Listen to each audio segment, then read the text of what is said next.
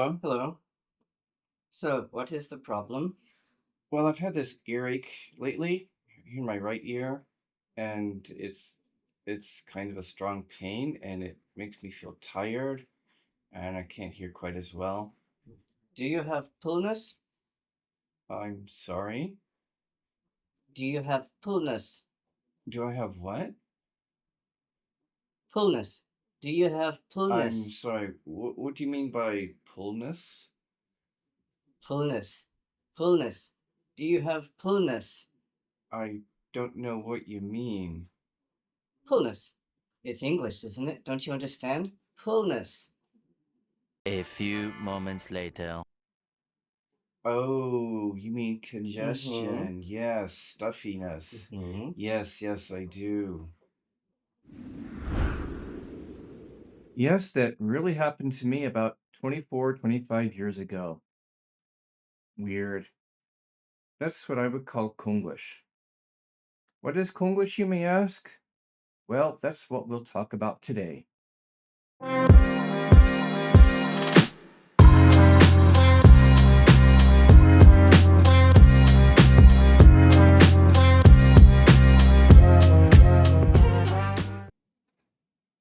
So, what happened was the intern who is talking to me was trying to use English, which I appreciate, but he had the wrong word and he was mispronouncing it. So, he should have asked me if I felt congested or stuffy, congestion, stuffiness. Instead, he was trying to say fullness, which is not usually the right word for that context, and he was mispronouncing it. Korean doesn't have an F, and so, especially older Koreans from previous generations will say a P instead of an F, so he was saying fullness, and I didn't understand him. This would be less likely today. Koreans today, younger generations, do speak better English, although they still have a lot of struggles with English and with sounding Konglish. They don't have the P and F problem so much today. It's a lot better. But there's still a problem with Konglish. So what is Konglish? Well, there are the word is used to describe really two different things. In the first sense, which we'll talk about first, it's English spoken by Koreans, usually English that's unclear or ungrammatical or has errors in it. And we'll talk about that first. And then we'll talk about another sense of the word, which is English words in Korean, often with altered meanings or altered forms. And we'll talk about that later and why I think that doesn't deserve to be called Konglish. So first, let's talk about Konglish in the sense of bad English. And I don't mean the glam rock band that was popular in the late 80s, which I used to enjoy. Cool band, by the way. Here we're talking about broken English or unclear English or English with errors, English spoken by Koreans with errors. It's characterized by vocabulary or lexical errors, that is, incorrect words or expressions, or with incorrect meanings. Also characterized by grammatical errors, and it can be characterized by pronunciation errors or unclear pronunciation due to the differences in phonology between the two languages, that is, the sound systems or phonology of the two languages, which are very different. And the term Konglish can sound cute. It can also sound a little pejorative, that is negative, and is probably more often used by Koreans. I don't use the term that much, but it is used by Koreans in this sense. Examples. Well, An Ki-moon was a Korean diplomat who served as UN Secretary General in the teens, and he was a very successful and effective Secretary General and made Koreans proud. But a few of my students back then told me they felt embarrassed because of his English. Now, his expressiveness, grammar, vocabulary were quite fine, but his pronunciation was unclear and it's hard to understand. Korean accented English.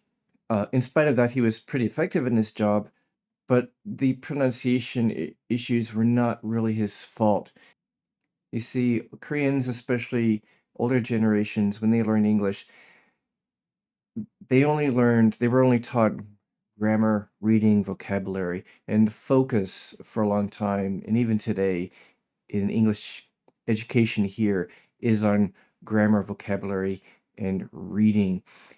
And there has traditionally been no emphasis or no focus at all on speaking skills or pronunciation in the way English is taught here. Now, again, it is better now. There's been some improvement in education here, and younger Koreans especially have been exposed to more English media, and their pronunciation is better now. I think Koreans are perhaps encouraged by a lot of K-pop artists, not only their popularity worldwide, but their English abilities. Think about Psy back in 2012 when Gangnam Style was an international smash hit. Psy appeared on American TV shows speaking perfect English. It was pretty impressive. And since then, so many other K-pop artists have become famous singing and speaking perfect English. BTS is a great example. Their English is really well done. Of course, Konglish is still a problem. The education system here still focuses too much on just memorizing grammar and vocabulary and reading English for reading ability. So it's a problem, especially for Koreans who've not been abroad or immersed in English or have not had the educational opportunities. So some examples. Let's see some examples from, say, signs and notices. If I walk around my area here in Busan or where I used to live in Seoul, I see a lot of stores that are close. Not far away, or close. I think you mean closed. Some other examples I photographed. Burger, not booger. I think you mean a Chinese restaurant. This advertisement copy for fried chicken place. Hazard sign information. Inform your history. I think inform them about your history. This hotel elevator sign I photographed in a small hotel in Seoul. I'm not sure what to make of that. I see this a lot. A man room or man toilet? Is it just for one man? I hope not. I think you mean a men's room. Menus like this.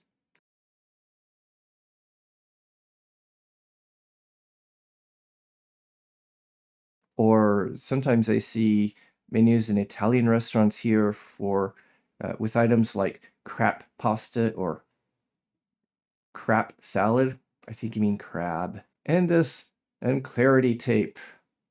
Okay.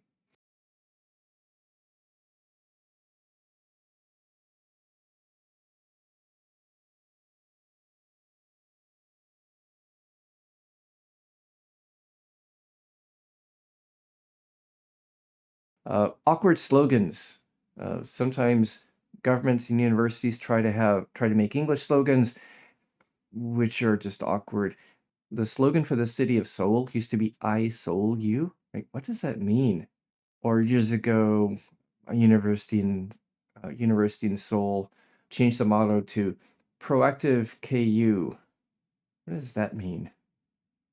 Sometimes you see branding with awkward blends. So high-rise apartments try to do these awkward English blends of prestige and luxury. I'm not going to try to pronounce these. Bless and prestige. Trinity and prestige. And forest and prestige. I don't know why they're doing that. That makes no sense.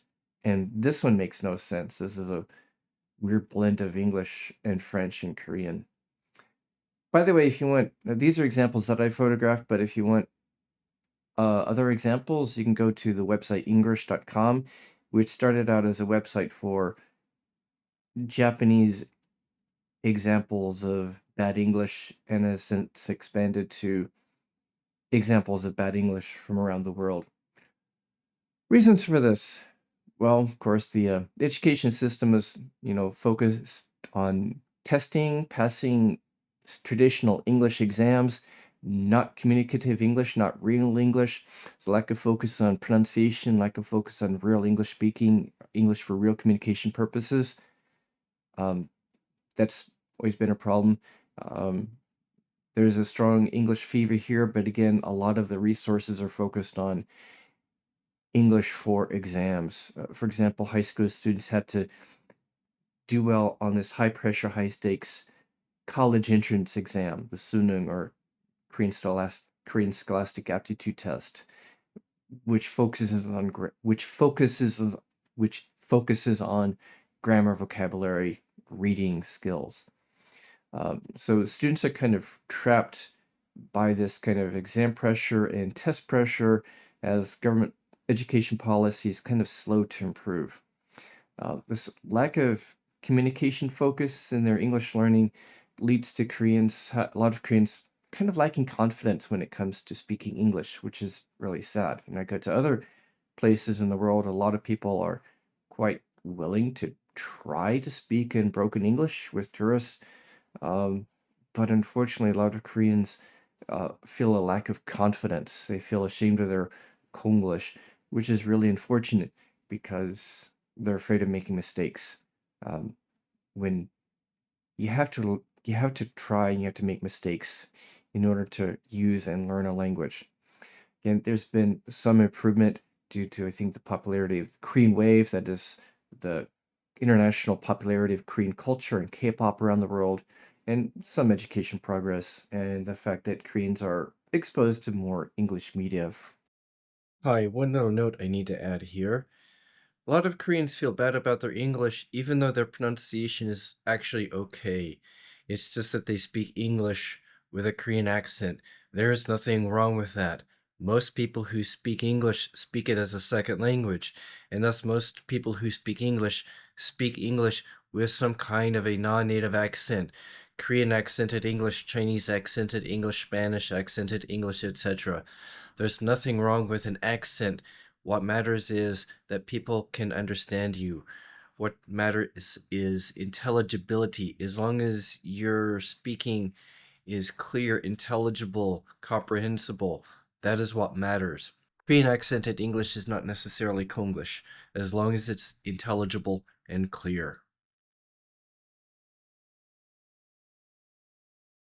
Konglish can also refer to English words in Korean. So I'm not talking about direct loanwords, which are borrowed with pretty much the same meaning. Korean has borrowed thousands of English words with pretty much the same meaning. Ice cream or ice cream, sopa for sofa, sop to wear for software, smartphone for smartphone, computer, apata, which is from apartment, usually referring to an apartment complex or apartment block. And of course, these words are adapted to Korean phonology, that is the sound structure of Korean. Vowels are inserted to conform to Korean syllable structure, and consonants get changed to match the Korean consonants. So stress becomes stress, and Konglish is called Konglishi. What gets called Konglish here, in a sense, is English words that are borrowed into Korean with altered meanings, changes in meaning. And I think it's unfair to call these Konglish, but let's go through some examples and different types where English words are borrowed into Korean and the meaning gets changed. Even the words can get changed and modified. So first we have words that are borrowed whole with altered meanings or semantic shifts. A classic example is fighting, which comes from fighting, but doesn't have anything to do with actual fighting. It's a cheer, like go team or good luck. Service, or subis in Korean, is just like, free or complimentary items. Cider becomes saida, which in English is kind of an apple-based drink, but in Korean it refers to sparkling sodas, lemon lime sodas, like Sprite, 7-Up, Chilsung Cider. Another category is abbreviations and contractions. So air conditioner becomes aircon, remote control becomes remote. A power outlet, an electrical outlet, is called a consent. That's a weird one. I'm going to explain that in a later video. MT is membership training, but if you and your friends are going for MT, there's no real training involved. It's kind of like a class outing or class retreat. I'll talk about that in another video. Then there are these sort of hybrid constructions or blends, novel new blends of English word elements with other English elements or sometimes Korean elements. So selfie is selka, and mass communication is maskom. Rear view mirror is backmirror, and a treadmill is a learning machine. They show some typical linguistic features of borrowing. You've got phonological adaptation. The English words are adapted to fit Korean phonology. Fighting, you don't have the Korean doesn't have the F, so here it gets changed to a hwa. Service, service becomes service to match the Korean syllable structure. Morphological adaptation, that is the grammatical endings and grammatical forms. So borrowed English words are adapted to Korean grammar. So for example, in driving, so drive, hada, and stop, hada. Hada is kind of a verb form, kind of basic make or do verb form. Then, of course, you have semantic shifts or altered meanings with these kinds of words. So, for example, fighting is reinterpreted in a more metaphorical sense, sort of metaphorical fighting, whether it's a team cheer or good luck to somebody who's going to take a test, it's metaphorical. Sabis, service, has a lot of meanings in English, but here they focus on one aspect, which is like giving a complimentary item, a hotel manager or a street vendor giving you some complimentary item as service. Reasons for this, of course, the influence and globalization of English. English is kind of the standard business language, language of commerce around the world, and especially American influence has been quite strong in English with the close economic, military, and political relationship between the US and Korea, obviously. And as such, English has a sort of prestige status. It's popular for branding and for business and commerce and such. And so businesses and marketing tend to favor English words because it sounds cool and trendy. It's not much different from the status that French used to have in English-speaking countries. So when French was a global language in the 1700s, 1800s, early 1900s, it was the standard language for government, business, and education around the world, and kind of a prestige language. So English borrowed a lot of French words during this time: baguette, cigarette, croissant, renaissance, whereas the British say renaissance, and sometimes fancy sounding terms like raison d'être, or your reason for being, reason for living, purpose in life. The savoir-faire, which is kind of like your practical knowledge or understanding of what to do, kind of street wisdom or street smarts, or how to handle situations. I think there's some common misunderstandings here with these words. So first of all, these altered loanwords could lead to communication problems. For example, if Koreans assume the words mean the same thing in English as in Korean, or conversely, if an English speaker dealing with Koreans doesn't know that these words have different meanings.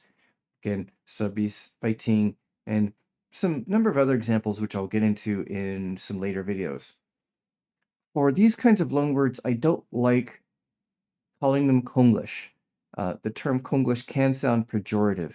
This kind of borrowing and adaptation is a natural language phenomenon. It's normal when languages come into contact. For example, in English borrowed the French word chef. In French, it means boss or leader. A CEO is a chef d'entreprise. In English, chef just means a head cook.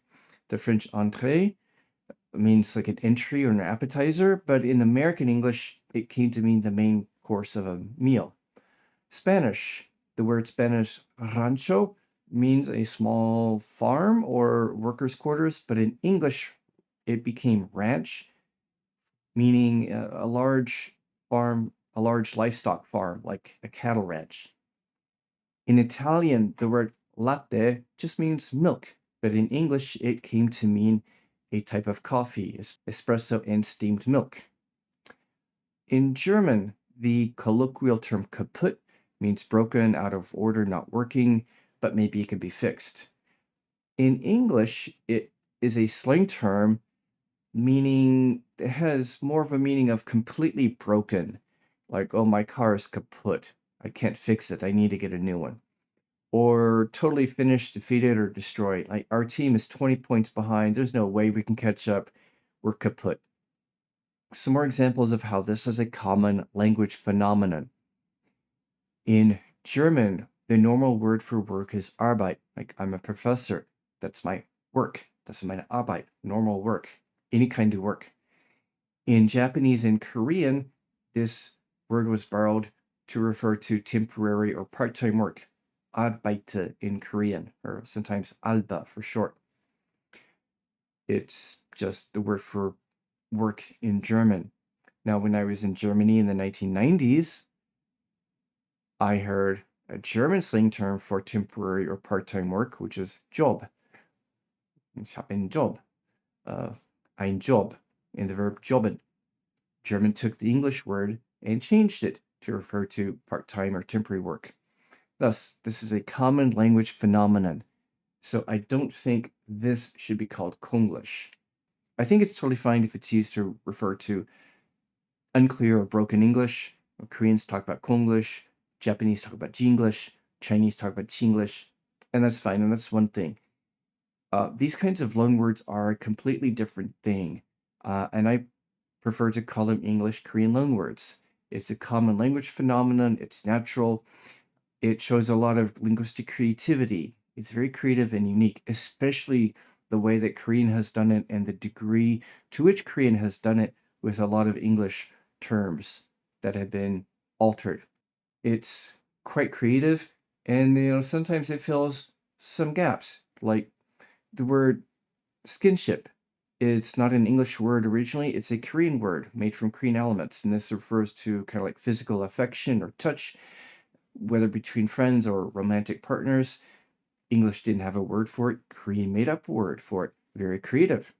So I think these kinds of English Korean loanwords, I think, deserve some respect, and they should be called just loanwords and not, Konglish. If you want to list more of a full list of words like this, these English Korean loanwords, I've got some on my website, which I'll put in the description below. And in the following videos, I will actually go through a number of examples of English Korean loanwords and different types of these loanwords. So stick around for my upcoming videos. I'll do a few videos on this, number of examples. So do come back and to enjoy that. Happy learning, and I'll see you in the next one. Take care.